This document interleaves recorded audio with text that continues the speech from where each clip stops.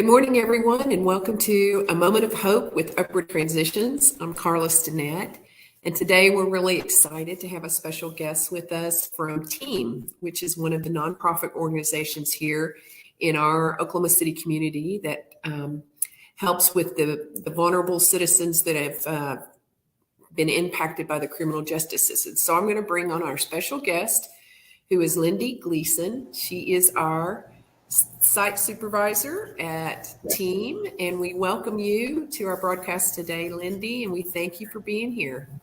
Thank you, Carla. I'm so appreciative to be here. Great. Well, let's just dive in and talk about how TEAM began and how it serves its clients and what the mission is of TEAM. Sure.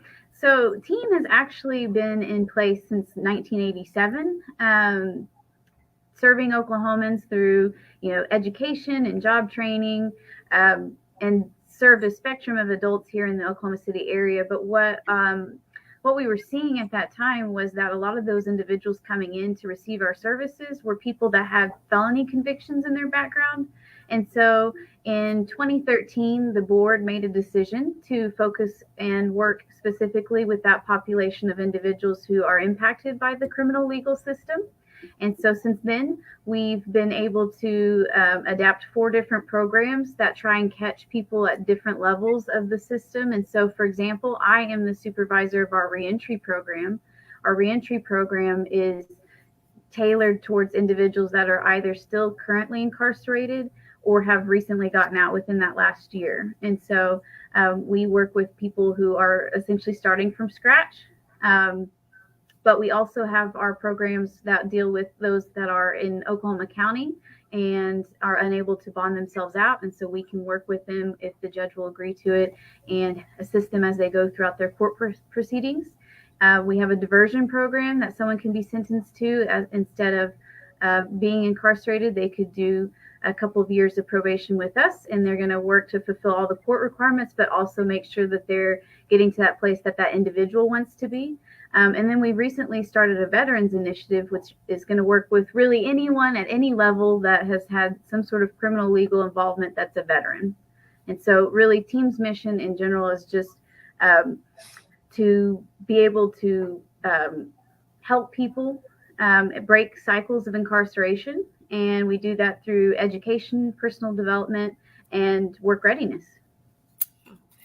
And what an important mission that is in our community. And I just was curious, is Oklahoma still one of the states that has the highest incarceration rate in the nation? Carla, unfortunately, yes.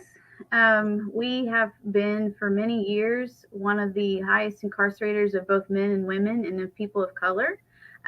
There was a small window of time that we kind of jumped from 1 to 2, but for female incarceration, we're back at number 1, and have really sat at that top spot or top 2 spots for decades. Wow, that's so sad, in that I'm glad that we have organizations like yours that help with these citizens that are coming out of incarceration or encountering the judicial system in a way that's impacting them and their family. And we appreciate what you're doing in the community. So in the last, 18 months, of course, we've had the COVID-19 and it's definitely had to change the process in the way we serve our clients here at Upward Transitions. How did that impact the way that you serve the clients that you are helping? Man, COVID. So for us, specifically my program, the biggest participants that we were serving were people that were still incarcerated. And so we have partnerships with DOC for the facilities that are located here in Oklahoma City. And we would be working in those facilities and bringing individuals to our office and doing their services with them pre-release and making those relationships that we would continue post-release.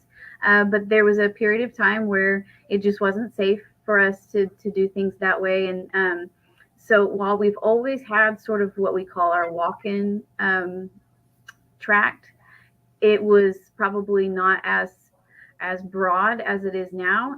Because what as anyone that's been going through this pandemic knows, things don't look the same that they do, and accessing resources has changed and has gone digital, or there's not as many opportunities just to go to the resource itself, walk in and try and obtain it that way.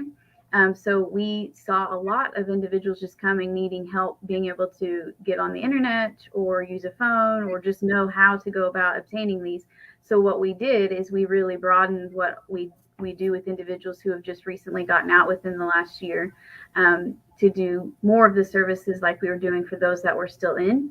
And so we've seen a huge jump in the number of people coming out of incarceration, coming to our doors, but still being able to do kind of what we always have done with the facility. So we're very thankful we were able to resume that at about October of last year. But it changed in that our groups are smaller and we're not mixing the populations as much as maybe we had prior to COVID. Mm-hmm. So what are the biggest needs that you see in the clients that you serve? Like, I mean, is it lack of education? Is it self-development? Is it what is the biggest need you think in those clients? I think what you mentioned, the word that popped to my head was opportunity. All those things I think are opportunities, and I think that's what a lot of the individuals we're working with needs. So imagine you've been away from everything you know and everyone you love for an extended period of time, and now you're expected to pick back up and start paying fines and fees and contributing back into the society, and potentially you're raising children, and our participants are needing employment opportunities. They're needing identification to be able to get those employment opportunities. They're needing assistance with just being able to show that they can be successful. So I think one of the great things about being able to work with Upward Transitions is you've helped kind of fill one of those gaps in just being able to obtain the IDs needed to start that process of rebuilding your life, getting to work, getting stable housing, being a part of our community in the way that they want to be a part. Mm-hmm. Yeah, and that is one of the great attributes that we have in the nonprofit community in which we all work and live, is that we work really well together as far as collaborating, and we don't try to duplicate each other's wheelhouse per se. So Upward Transitions, we one of our services that we collaborate with your clients is that we do research the ID and identification, birth certificates, and all of that across the country for people who need ID, because that's one of the first barriers to being able to start your life. And even if you're homeless, get off the street, you got to have ID, and that's to get housing or a job or anything. So it's great. You refer clients to us, we help find their ID, and then they continue in the program that you have already established for them, and they work the program. And so it works really well together. And we even bring in other collaborators, in the community, mental health and medical and different ones. So, Oklahoma City's lucky in that we do work well together and collaborate well together. So, in looking at your clients, how prevalent is the cycle of multi-generational poverty as a contributor to the needs or to their situations? Do you see that as a cycle for them? I think it is. I think that's I think it's just prevalent in our state, these cycles. And Oklahoma has one of, if not the highest ACE scores. And so incarceration is a direct correlation of those ACE scores, because one of the questions is if you've had a parent incarcerated. And so we see lots of parents being incarcerated, which then can lead towards a child later on becoming incarcerated. And when you've been removed from your family, and then if the job opportunities are not there for you, or the job opportunities that are not as well paying or leading to a career opportunity, then you see, more poverty. We have also more grandparents raising grandchildren than anywhere because, again, incarceration rates are so high in our state. So you see the grandparents taking on the role of the parents because they're being incarcerated, and not able to contribute back to their family the way that we would expect them to. So it's, I think you said multi-generational poverty. I think that's part of just being incarcerated and having families that have been incarcerated, having that multi-generational poverty is just a aspect of our state. Mm-hmm. Yeah, and we have seen through the research that, it's imperative that we dig in and help support and keep these families intact. Because once you remove a parent from the home, it traumatizes some. Oftentimes, families become homeless. They don't have enough food. Sometimes they're not enrolled in school, and so you have this cycle of poverty that begins. And once these children are exposed and traumatized by the circumstances that are a direct result of not having a parent in the home, it continues the cycle of homelessness, of substance abuse, all these challenges that we face right now, with those who are struggling to stay housed or having housing insecurity. They're a continuation of what happened when they were kids, when they're parents. So, as Oklahomans, we've got to, in order to stop that cycle, we've got to invest in these families, right? Keep these families, the kids, housed and have a sense of security for them, because we're seeing the results of what happens, and the research supports it. I mean, it shows that the best way to help your community is to keep your people housed and keep them in a home. So do you have a client story that, we all have those days that are most rewarding for us in the nonprofit community when we have a client, we celebrate their successes. And so is there a client that comes to mind that you'd like to share? I would. One in particular. So she actually came to us as a walk-in, so not our more traditional structure of participant, but she came because she had been familiar with who we were and was looking to get some assistance.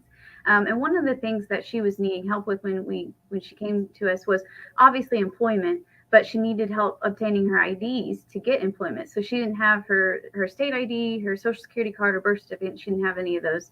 And so through working with you all, we were able to help her get her state ID and birth certificate, and then work with her to get her social security card, which when COVID took place, getting a social security card became even more challenging because of Oklahoma didn't have an option to do so online. So we were having to mail in IDs. So not only did we need her ID to help her get employment, but we needed to get the social security card. Thankfully, it all worked out and she was able to get all of her identification. And with getting those started, she got employed at Goodwill. And then we got her into Section 8, and she got her very own apartment this summer through a wonderful donation that came through just unexpectedly. We had furniture that we were able to help furnish her home, and she just gave birth a couple months ago. And so that, when she first came to us, was, I believe, January of 2020. And so just to think, in almost 2 years, how she's been able to just rebuild her life, and not only rebuild her life, but she's working, she's a mother, she's able to take care of her children in her own place. It's been one of the highlights of my year. Yeah, and that's huge too. What an accomplishment to be able to do that. And we see that happen too, and that makes, our work rewarding for sure, to be able to see and celebrate these successes with our clients. So our time's almost up, but I was going to just check with you and ask you anything new happening at Team in 2022 as we're about to ring in the new year. Yes. Well, so we are going to continue doing the work that we are doing and hope to to just expand and broaden the services that we're already being able to do, and to expand in the numbers that we're able to do it. But certainly, I'd love to say that there may be some other expansion opportunities, but I will just at least leave it at that. We are grateful for what we're able to do right now, and hoping to serve more people in our state with the services that we already have in place. And I'll leave it at that. Okay. Well, once again, Lindy, we are so happy that you were available to join us today and to share some information about TEAM and how you serve your clients in Oklahoma. Now, do you serve Oklahoma or Oklahoma County, or what's your? Sure. So my program is Oklahoma, because we work with those that are incarcerated in the state facilities. So although we work mostly in the Oklahoma County prisons, the ones that we're actually going into, anyone from anywhere in the state, if they needed some assistance, we would try our very best to kind of help navigate that. But our other programs, with the exception of the veterans programs, are specific to Oklahoma County. Okay. And Upward Transitions is the same in that we serve Oklahoma County. So, well, once again, thank you. I guess we can tell everybody so long. See you later. We're so glad that everyone tuned in today, and we look forward to seeing you next week. And Happy New Year, everybody. And just thank you to all of our donors and supporters who help us with our programs. And Happy New Year. And we look forward to ringing in the new year with more success stories of helping those who are the most vulnerable in our community. Thanks again, Lindy. Thank you, Carla. Bye-bye.